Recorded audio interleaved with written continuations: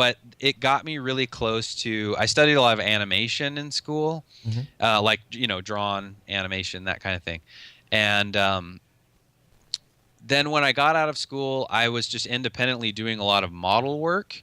And after in art history studying all of these different time periods and all of this different stuff, I really felt like making things. So I started doing a little bit of work in Hollywood for special effects companies, and I was building a lot of models at home for a game company, and then eventually brought a portfolio of stuff to Disney and was hired by an entertainment art group. So they make a lot of props for the shows and parades. We also would make models of new parade floats before they built them. Wow.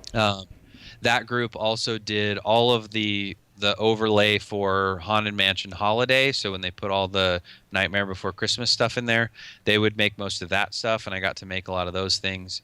And one year we got to make the gingerbread house that they put on the table in the ballroom scene. Yeah. And I got to we had a design that was given to us by the entertainment designers, but they said, we want to animate this thing. What do you think we can do?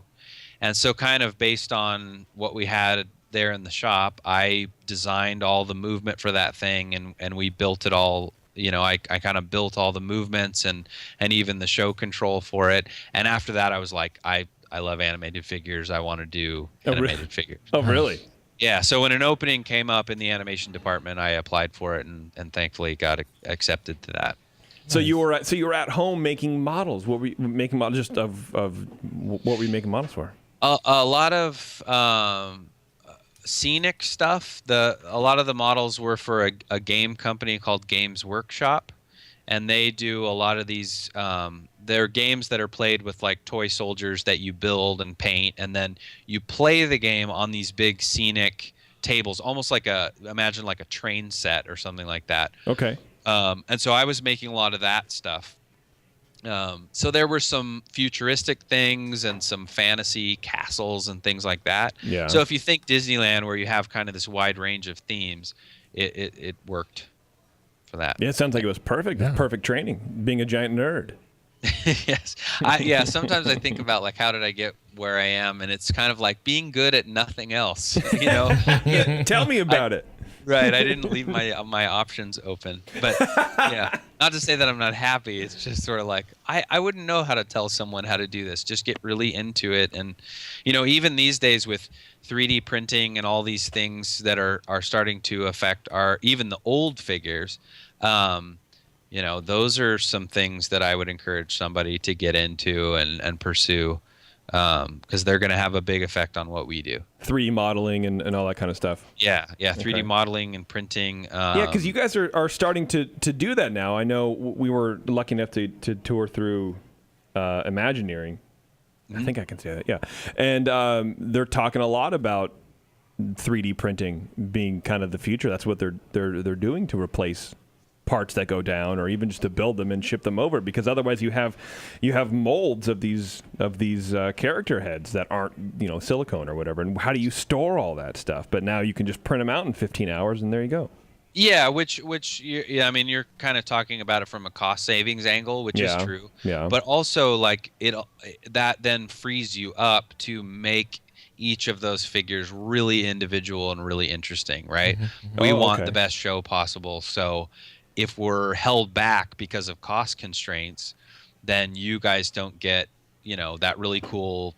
I was about to say something I shouldn't say. Rivers of America. Yay! Yes! Yeah, totally. These figures that we really want to do, push boundaries and stay up with the times. Even in the older figures, some of Florida got a new auctioneer that incorporates a bunch of technology that's in our Lincoln figure, which was one of the first figures that had a lot of this electric motor technology in it. So they're kind of learning as they go, and even with some of the older stuff, retrofitting it with these newer technologies to enhance what that figure can do. It's crazy. I like it's it, though. exciting. Yeah, it is Sometimes exciting. it's scary, and I think like I'm an old man. How am I going to keep up? Yeah. Well, can you speak on that a little bit? How are you keeping up? Are you studying 3D modeling and trying to just keep up with all the whippersnappers? Or Yes, what are you doing? I mean trying to stay abreast as well as I can. Given that these kids are, hatching out of college, knowing all the stuff that I don't know, which is frightening. But the other way that the other advantages that I think that I have are that we know how these things behave over time. Yeah. So, for instance, recently we got some 3D printed parts for an older figure, and they had a lot of like sharp edges on them and things that maybe in the 3D environment looked really good and crisp and accurate. Yeah. But then you get them in the real world, and it's like, no, these are gonna saw through that skin in minutes. Wow. So, I think there is like a tactile element to this that I still can kind of look at something and say, okay, we're going to need to add some attachment points there, or put the zipper here and not there, and that's too sharp and things like that. You're so smart. I've just been with this stuff for a long time now, and I don't know, they're like your little kids. You don't want them to get hurt. Do you feel that? Do you have a sense of attachment?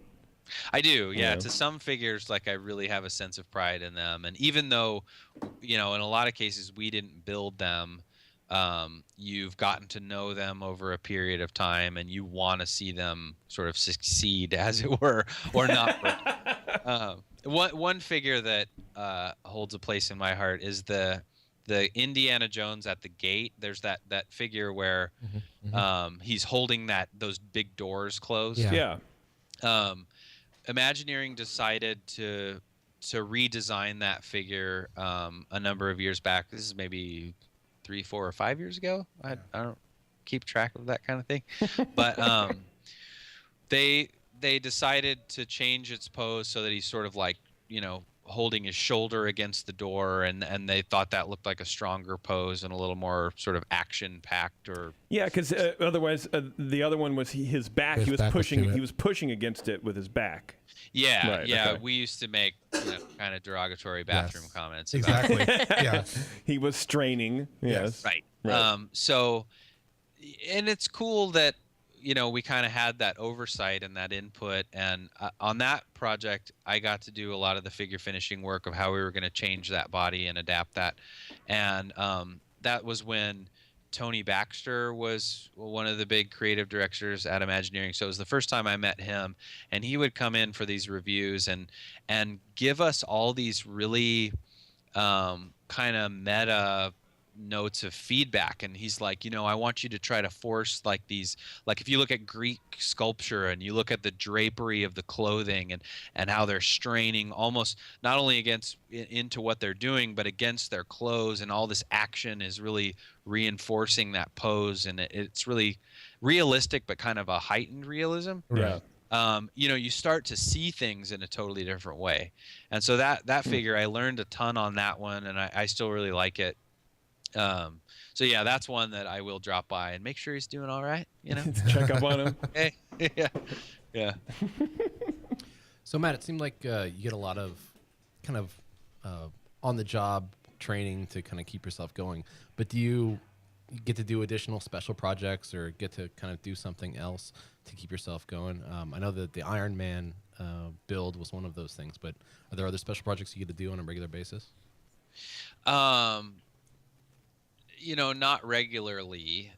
What I'll try to do in the regular job is kind of look for reoccurring problems that we might be able to fix in a new and different way, and then test and see if that holds up a little bit longer. But there have also been special things that have come along. Like I think we talked about this before, that I worked on the animated windows for the 60th anniversary. Yeah. Well, I'm in private. I don't know if we talked about it on the show because I don't know if we're allowed to or not. But yeah, I was sort of borrowed from my department and worked for Imagineering off and on for, if you add it all up, it was almost a full year. Wow. Very cool. And we designed and built those animated windows, and I got to do it was a fun opportunity for me because when you're working for Imagineering, things aren't as union based. So I got to work outside my, my plasterer gig and do some paint and some mechanical and some show programming and animation. So it was a much broader role, and I had a ton of fun doing that. So, and then say again. Oh, so walking down Main Street, the new animated windows, that's you. I mean, not all you, but you helped do that. Yeah, kind of me stuff. and I don't know if you counted about probably 50 other people, but I did do a lot of the figure animation in those windows. So anytime, they have these amazing scene changes where the whole set and scene that you're looking at changes. Yeah. A more talented fellow than me was doing those, but he saw some other work that I'd done and called me in to help with the simpler, figure animated movements. But if you look at, Princess and the Frog, and you have Tiana and Naveen dancing on the deck of the ship, I did that, and I was really proud of that. And So individual little movements that you go, oh great, we got a lot out of that. Yeah, when you say animating these things, what do you mean? Are you talking little like kinetic movements inside, or how they're actually standing and the placement and such? Well, in those instances, the scenes from each movie had already been sort of chosen from on high, from Imagineering. Okay. And then we would sit with them, we built models of them, and we kind of talked about, what could this character be doing, or how, in some cases it was like, how many motors do we have available of us? How many movements can we do? And in some cases it was, I don't care, we'll get the motors, do whatever you want. And in another case it was see what you can get out of what's available, which meant building more complicated mechanisms to get more than one function out of one motor or actuator. Oh, geez. So yeah, it was a lot of fun, and every day, I'd be driving to work like, okay, I'm gonna do this and this and this, and you'd be driving home going, okay, tomorrow I'm gonna do that and that. We should try to do this. It was a lot of fun having your brain, stimulated like that all the time. In a different way, right? Yeah. Huh? Yeah. Yeah. Yeah. Yeah. It was a lot of fun work. There's a lot of trial and error in that specifically, but I guess overall, I don't know. Yeah, I mean, research and development maybe is a cooler way to say it, but yeah. No, I like the more down-putting word of trial and error. No, that you would try stuff, and there's one mechanism that I built in the animated windows that it has an amazing bit of movement to it, and after a while it was clear it wasn't going to hold up. Yeah. Like I overextended the motors and what we were doing, so we kind of dialed it back a little bit, and that was a little bit of a bummer. But we do have to look at these things in how long they'll hold up and how much money it will take and how many people and all that. So we you try to be as responsible as you can about the decisions you make, and as I've even read about the old Imagineers, some of them had an attitude that I am an artist, I'm going to do whatever I want, and I don't care what it takes to maintain it. And other Imagineers had the attitude of going out and talking to the people in maintenance, which my department is a maintenance department, and saying, what do you guys see? What do you experience? And trying to really give whatever they created the best shelf life possible. Because if you go through an attraction when it's brand new and it looks awesome, and then you go back the next time after telling all your friends how great it is, and it's not running the same way. Yeah. It's almost even worse than if the movement or the show was maybe slightly dialed back or a little safer or something like that. And like I said before, they're always trying to plus things as much as possible and get as much out of them as possible. But we've got to know that the park can maintain it. That's that balance. You got to find that balance. Yeah. All right, let's get serious for a second. How's Star Wars Land going? What can we expect? What's new? Let's go. Come on, tell us. I prepared myself for this question. So I know figured you as had. much as you guys do from like the top floor of the parking structure. Yeah. I haven't looked at any of the websites that are out there, but whatever you're seeing is what I see. The building I work out of is very close to that site. And so I will say this, that when you walk out the door and there's suddenly nothing between you and Thunder Mountain Railroad, like you can just see exactly all the way over to it, they are clearing a huge area. And I think this is public knowledge that like I think the Star Wars site is 14 acres. Yeah. It is. And if you want something to compare to, I think that Cars Land, which is so immersive and so cool, is 5.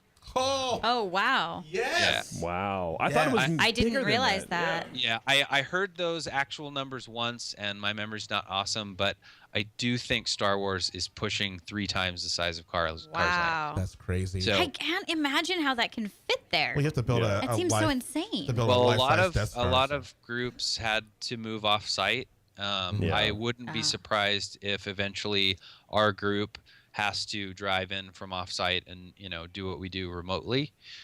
Since space in Anaheim is so limited, but they need capacity so bad. You guys were talking about, it was a feedback thing, someone talking about how crowded the park was. Yeah. Disney's very well aware of this, and they want a more comfortable experience. They want more space. And I think that's also why I saw a lot of people speculating that Toontown might go away for Star Wars Land. Yeah. And I think that's been happening forever, though. Yeah.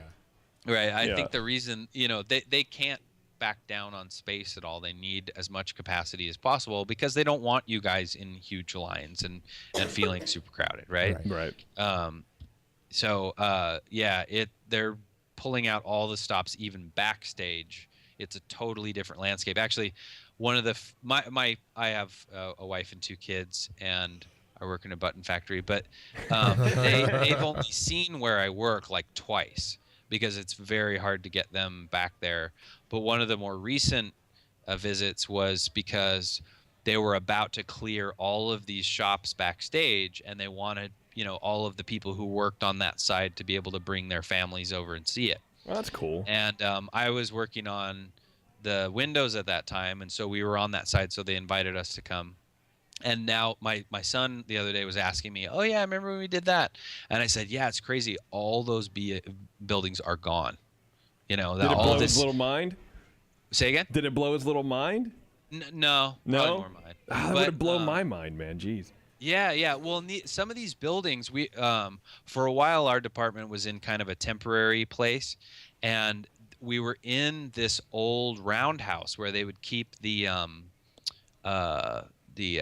what do you call them? Trains. Yeah. Okay. Yeah.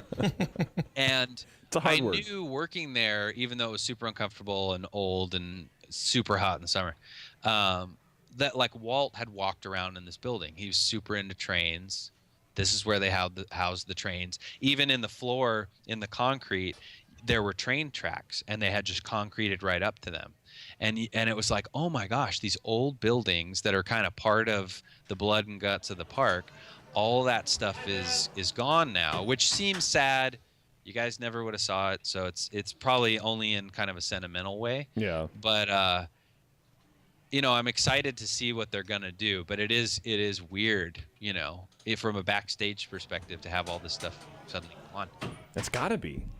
It's gotta be, man. And that's what you love about the park. And we've had conversations about this before. You're a Disneyland lover. Maybe not a giant Disney from a brand standpoint of knowing everything and trying to keep up with all the different tentacles that that name is in, right? But as from a park standpoint, that's your jam. That's your thing. Yeah, I really dig it. And like the more that my job has gotten me into that history aspect, I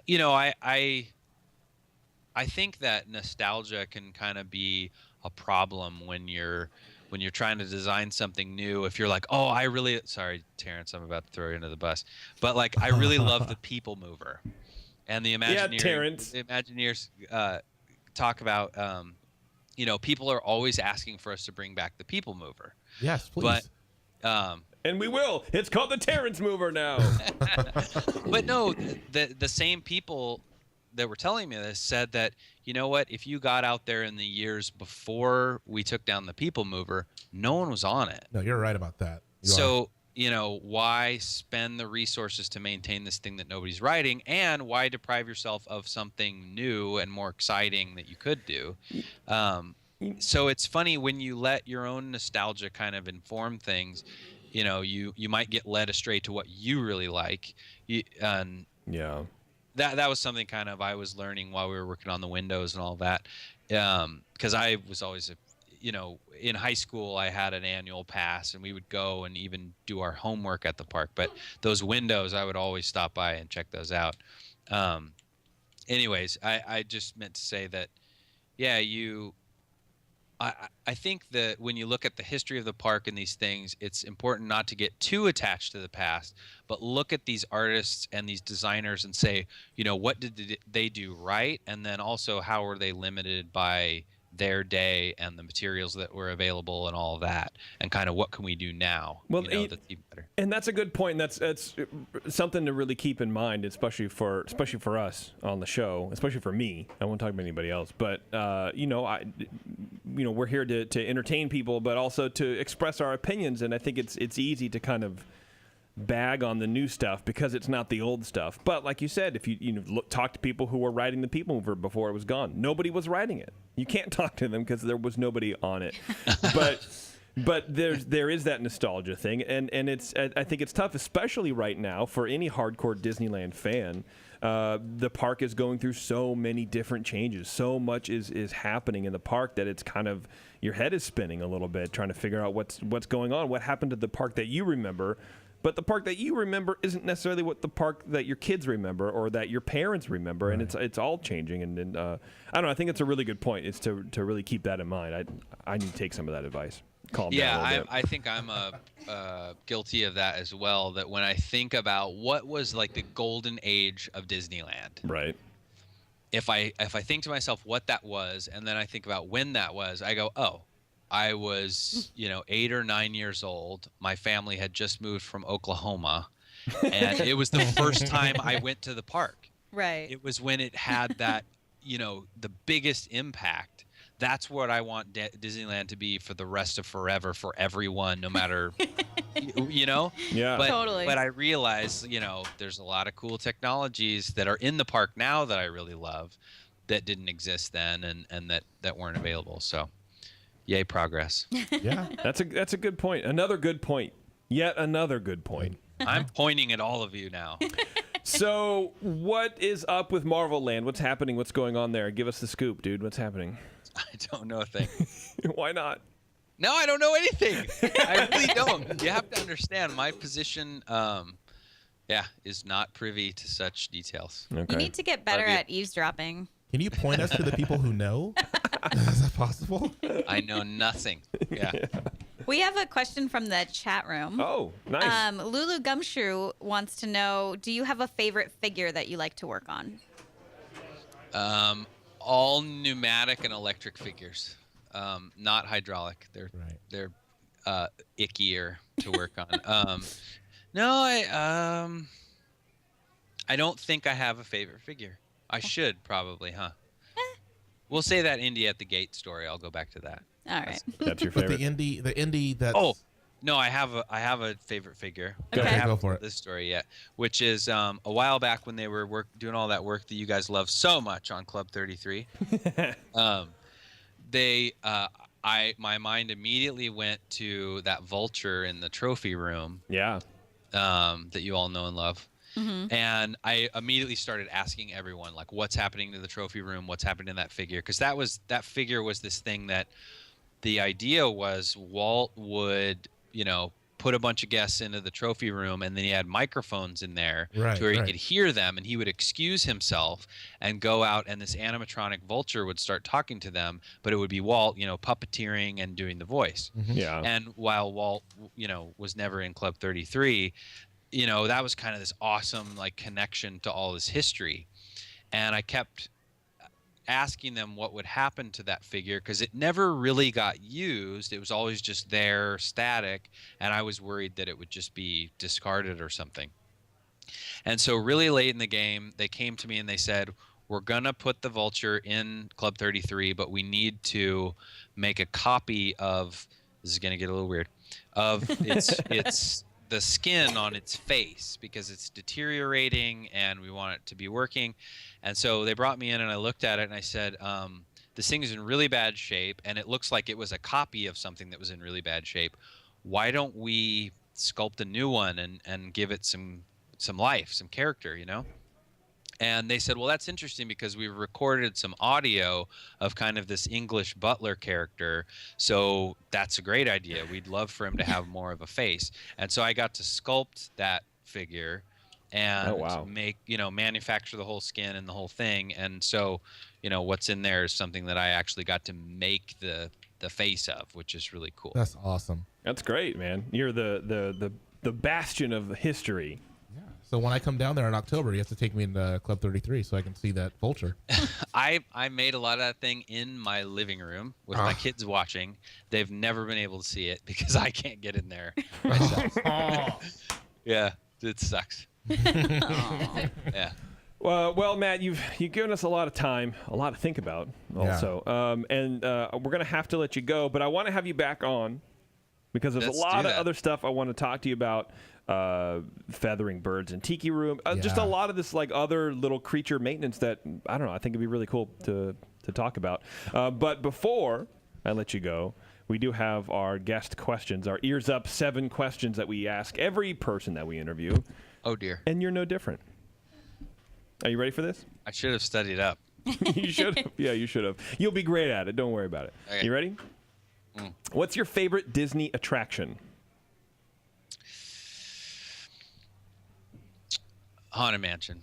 What's your least favorite Disney attraction? Autopia. Pie-eyed Mickey or round-eyed Mickey? Is pie-eyed like the old school one? Yeah. I like the older one. Sorry. No, I like it too. Don't apologize. Don't apologize. It's your opinion. I like how I asked that question like it means everything. Right. It's like, I'm going to really learn about your soul. All of the judgment is on this question. Right now. What old ride should they bring back to the parks? Can't say People Mover. Well, maybe yes, you can. No, yeah, I've already burned the People Mover. Let's see. Midget Autopia. We talked about that. What current ride should they remove? Oh. Yeah, Autopia.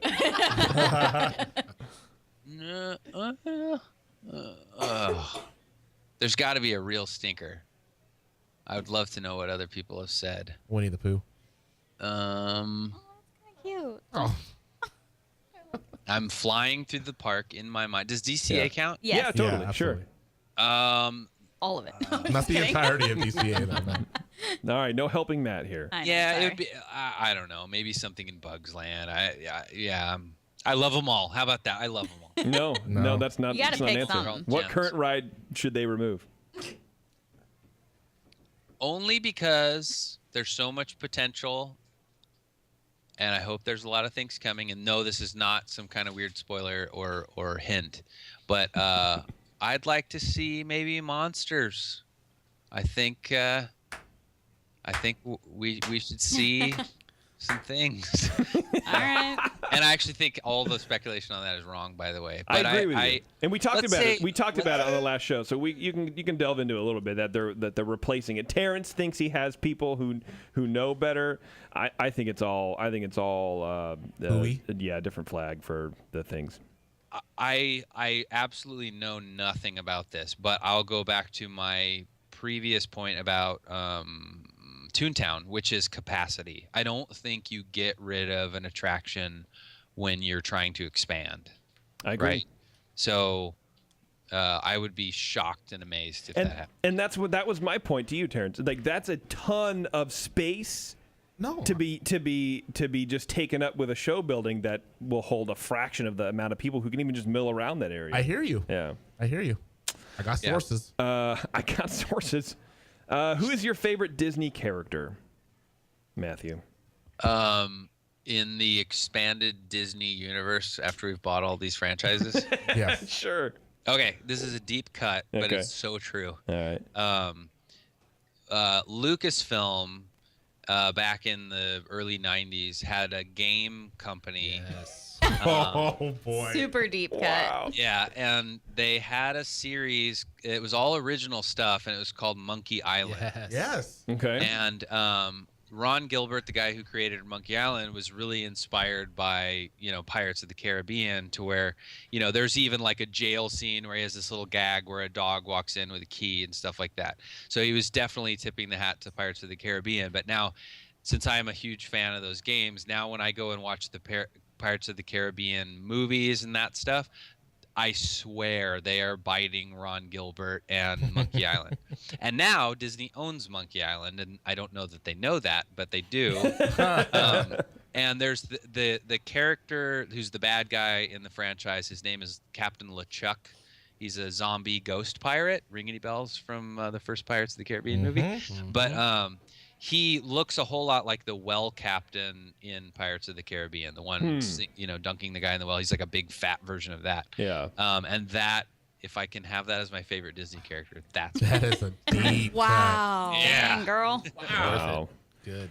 All right, and finally, Matt, if you could travel back in time and meet Walt Disney, what would you tell him? I really like your work.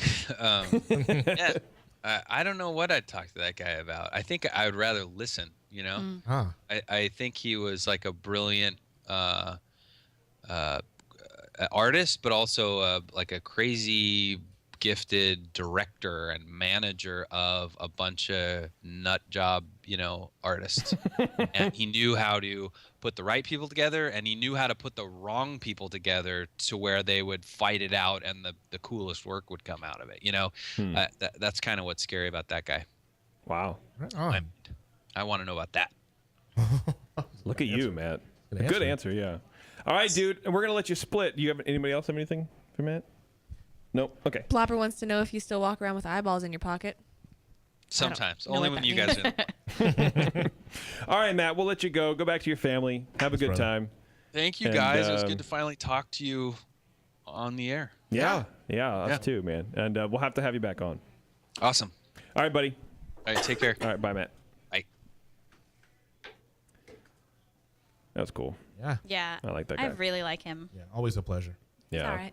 A lot of good information too. Oh yeah. A lot of good information, and it's hard to manage. And that was one of the things I've always been afraid of with that interview is where do you go with it? Yeah. There's so many directions that you can Where do go you with it, stop? and we've talked about getting him on. I think within the first year that we started doing the show, and I was like, I don't think I could handle that interview. There's too much to talk about. It's surprising that there's so much that we can talk about that he can talk about. You Yeah. know, there's a lot of questions where I'll write it out and I'm like, oh no, I can't ask that question. Yeah. But there's so much that he knows just about what seems like things that we would never even think about riding through a ride. And it's so interesting what he has to do. Yeah.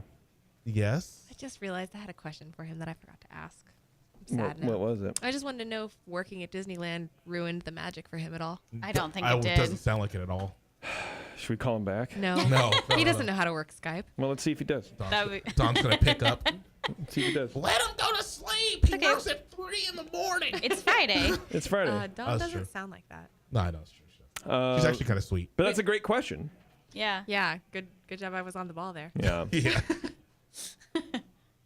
Uh, We're Skyping right now. It's really interesting. Yeah, the Skype is I ringing. don't It's think funny this is because gonna he's using happen. his wife's account, so I see his wife's face like blinking at me. she's pretty. Nah, he's not going to answer. That was a good That's a question. good I know. question. I'm sorry. Should we call him on the phone? Save it for round 2. If we're Not gonna have on him back yourself. on, Oh, okay. I see. You have to look up the number. we're going to call him back. All right. But save that somewhere in your head. She gone. She gone. Save what? I don't understand. Wait, what? Huh? All right, let's do the fact of the show and let's get out of here. For those of you listening live and in the chat room, we're going to take about a 10-minute break, and then we'll be back on with another show. And if you're listening on the podcast, you can just fast forward, or you got to wait. What's happening? I hear music. No, I don't. Okay. Okay, here we go. Fact of the show, and then we're out of here. See, and the problem with the fact of the show is I'm trying to be as precise as possible with them as far as writing them down and keeping track. But I think I've done this one, but I'm not entirely sure. Okay. Not all of the ghosts in the Haunted Mansion have names, but one does for sure. As you enter the Grand Hall, the plump ghost that can be seen swinging from the chandelier is called Pickwick. Have I done this one? Yeah. I have? Yeah. Yeah. Really? Yeah. But if it makes you feel any better, I didn't remember his name was Pickwick. It's fine. Don't worry about it. And he was one of the only two ghosts that were mentioned specifically? Yes. In Imagineering, and the other's Madame Leo. I've done that one? Yeah. Oh, fine. God.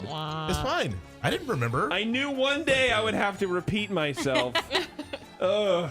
Whatever. I guarantee you the next one for the next show I haven't done because I just found it like an hour before the show. All right. All right, everyone. Thanks for sticking with us. Greg, thanks for joining us. Thank you. Pleasure to see you as always. Yeah, everyone else, I don't know, go to our website, do things, tell your friends about us. We want more listeners, man, for sure, and not people in Russia. We get a lot of spammers from Russia. Like if you look at our Google logs, Right.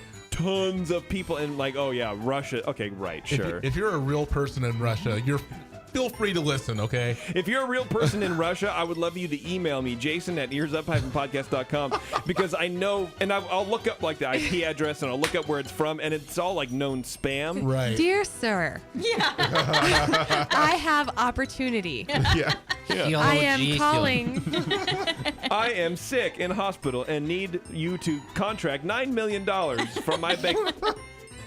But you know what I mean? And I don't know what these people are doing. I don't know why, like, just spammers like are pulling in content. I don't know. I don't understand it, but it makes our numbers look good, so why not? Yeah, sounds good. But I went and banned them all, so we'll see. We'll get like 8 downloads next month. It'll be great. I don't know. Anyway, all right, thanks for sticking with us, everyone. We'll see you later, and we'll see you in the parks.